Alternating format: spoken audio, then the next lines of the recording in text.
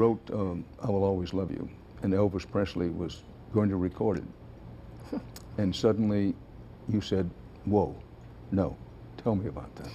Well, actually, Elvis loved the song. That was when he and Priscilla were having their problems, which I met her recently, and she told me that Elvis loved that song, and he had sung that to her on the day of their divorce. He said he kind of leaned in and sang a little bit of I Will Always Love You. Wow. And so she told me how much that he loved that song, because this was recently, we were doing some business.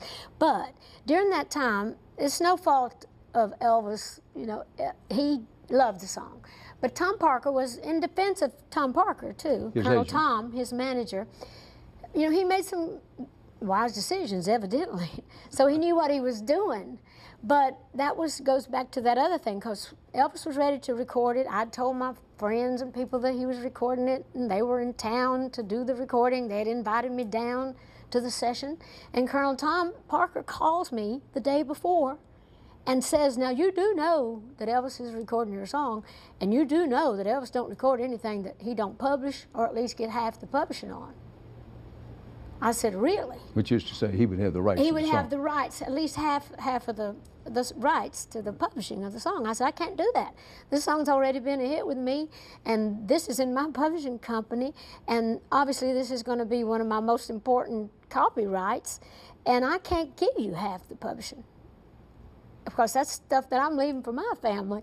And he said, well, then we can't record the song. And I was just heartbroken. I said, well, I'm really sorry, but I can't do that. But so Dolly I Parton, didn't. That took guts.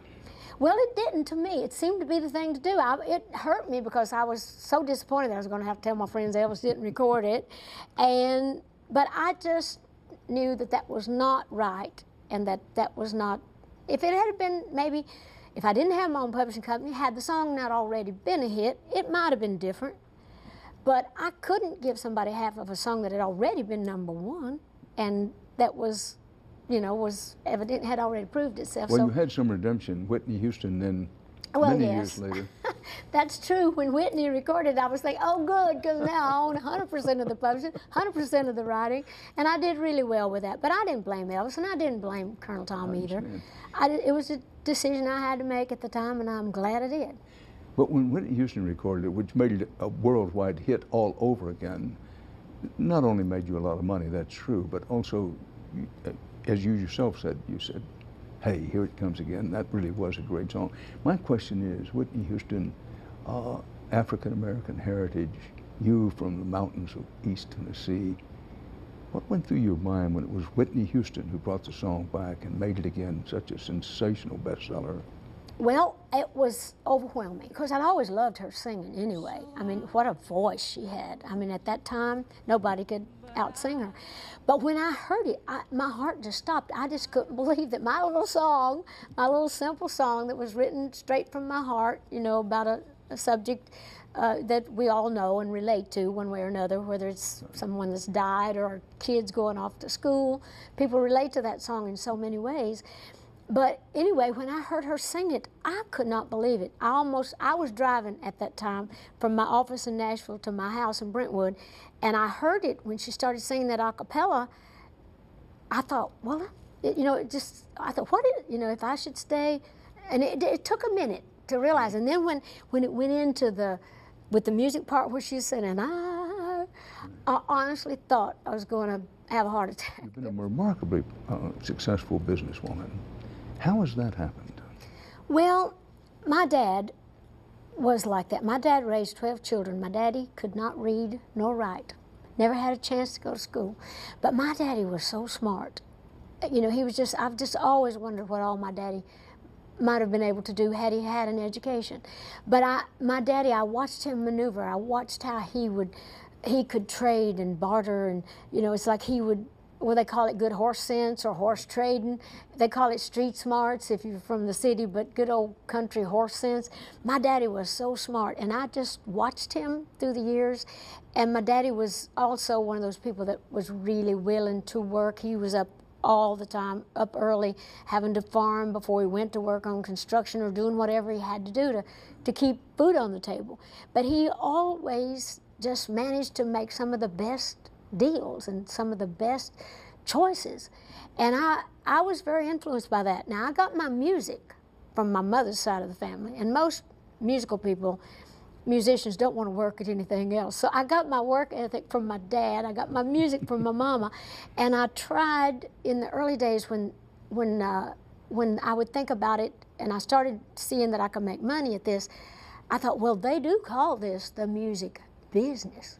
So why don't I kind of lay a little heavy on the business side of things?